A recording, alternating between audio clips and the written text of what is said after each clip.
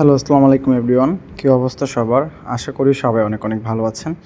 আজকের এই ভিডিওতে আমরা যে বিষয়টি সম্পর্কে আপনাদেরকে জানাবো সেটা হচ্ছে বর্তমানে ইতালির কোন কোন ক্যাটাগরিতে নুলস্তা উঠতেছে বা ওয়ার্ক পারমিট উঠতেছে এবং সেই ওয়ার্ক পারমিটগুলো কোন কোন সিটি থেকে বর্তমানে উঠতেছে এবং কত মিনিটের আবেদনকারীদের নুলস্তা বর্তমানে উঠতেছে সেই বিষয়গুলো আজকের এই ভিডিওতে জানানোর চেষ্টা করব এবং কী করলে আপনার নুলস্তাটি আগে আগে উঠবে সেই বিষয়টাও তুলে ধরার চেষ্টা করব। তো চলুন সবাইকে নিয়ে আজকের এই ভিডিওটা শুরু করতেছি। সবাইকে অনুরোধ করব যারা আমার এই ভিডিও দেখতেছেন অবশ্যই ভিডিওতে লাইক করে দিবেন এবং কমেন্টে জানাবেন আপনি কোন সিটি থেকে আবেদন করেছেন সেটা অবশ্যই কমেন্টে জানাবেন। তো চলুন ভিডিওর মূল আলোচনায় যাওয়া যাক।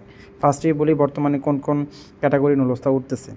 যদি শুদ্ধ ভাষায় বলতে যাই সেক্ষেত্রে আপনারা জানেন কিছুদিন আগে থেকেই কিন্তু আমরা এগ্রিকালচার ক্যাটাগরি বা সিজনাল ক্যাটাগরিতে যে আবেদন প্রক্রিয়াটা হয়েছে 12ই জানুয়ারি 2026 সেই আবেদনের কিন্তু হচ্ছে নুলস্তা বা ওয়ার্ক পারমিট সেটা কিন্তু ইতিমধ্যে আমরা অনেকেই হাতে পেয়েছি এবং ইতিমধ্যে এখনও পর্যন্ত অনেকেই অনেক নুলস্তা উঠতেছে বা নুলস্তা ওঠার আপডেটগুলো অনেকেই পাচ্ছেন বা যাদের মাধ্যমে আবেদন করেছেন তাদের থেকে সংবাদ পাচ্ছেন যে আপনাদের নুলস্তা উঠেছে। কিন্তু যারা নতুন করে ফেব্রুয়ারি মাসে আবেদন করেছেন 12 তারিখে বা 9 তারিখে ডোমেস্টিক ক্যাটাগরি বা স্পন্সর ক্যাটাগরি তাদের নুলস্তা কিন্তু ওঠার সংবাদ এখনও পর্যন্ত পাইনি। যদি কেউ নুলস্তা পেয়ে থাকেন স্পন্সর ক্যাটাগরি বা ডোমেস্টিক ক্যাটাগরিতে বা আপনার পরিচিত যদি কেউ পেয়ে থাকে অবশ্যই সেটা কমেন্টে জানাবেন যাতে বাকিরাও সে বিষয়ে অবগত হতে পারে। আমার আপডেট অনুযায়ী এখনও পর্যন্ত আমি কেউ স্পন্সর নুলস্তা পেয়েছে বা ডোমেস্টিকের নুলস্তা পেয়েছে সেরকম কোনো আপডেট পাইনি। এখন দ্বিতীয় যে প্রশ্ন আমাদের যে কোন কোন সিটি থেকে নুলস্তা উঠতেছে এবং কত মিনিটের যে আবেদনকারীদের নুলস্তা উঠতেছে এই বিষয়ে যদি বলতে চাই সেক্ষেত্রে এগ্রিকালচার ক্যাটাগরিতে যেহেতু শুধু নুলস্তা উঠতেছে তো এগ্রিকালচার ক্যাটাগরিতে যারা প্রথম দিকে আবেদন করেছিলেন তাদের আবেদনগুলো একবারে প্রথম 10-15 মিনিটের মধ্যে হয়েছে তাদের নুলস্তায় বেশি পরিমাণে উঠতেছে। এর বাইরেও 20-25 মিনিটের অনেকেরই নুলস্তা উঠেছে, তবে 15 মিনিটের মধ্যে যারা আবেদনগুলো হয়েছে তাদেরটা সবচেয়ে বেশি পরিমাণ নুলস্তা ওঠার সম্ভাবনা রয়েছে। কারণ আপনার আবেদনটি কত মিনিটে হয়েছে অবশ্যই সেটা কমেন্টে জানাবেন।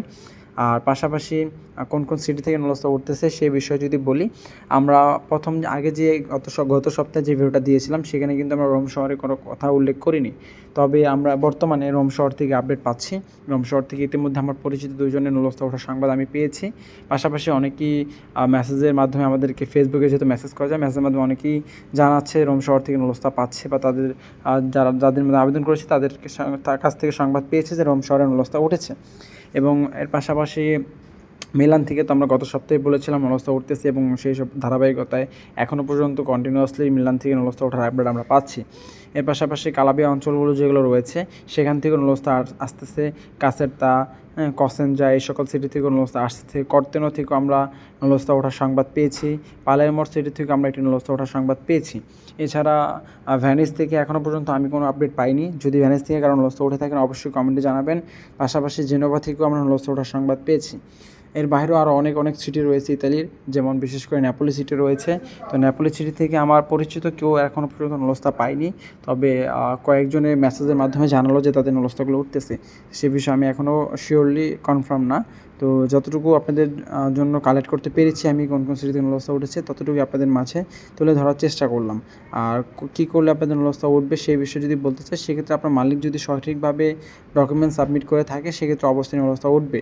কারণ প্রতিটা মালিকের কাছে কিন্তু পে করা হচ্ছে বা মেসেজ করা হচ্ছে, মেল করা হচ্ছে। যদি আপনার কোনো ডকুমেন্ট মিসিং থাকে সেক্ষেত্রে অবশ্যই মালিক যদি সেটা প্রপারলি সাবমিট করে এবং ভ্যালিড ডকুমেন্টস সাবমিট করে সেক্ষেত্রে অবশ্যই আপনাদের নুলস্তাগুলো উঠে যাবে এবং মালিকের সে পরিমাণ কোটা থাকতে হবে। তো আশা করি বিষয়গুলো বুঝতে পেরেছেন। যদি ভিডিওটি ভালো লেগে থাকে অবশ্যই ভিডিওতে লাইক করে দিবেন এবং চ্যানেলটা সাবস্ক্রাইব করে পাশে থাকা বেল আইকনটি বাজিয়ে দিবেন। ধন্যবাদ সবাইকে। দেখা হবে পরবর্তী কোনো ভিডিওতে। সে পর্যন্ত সবাই ভালো থাকবেন, সুস্থ থাকবেন। আল্লাহ হাফেজ।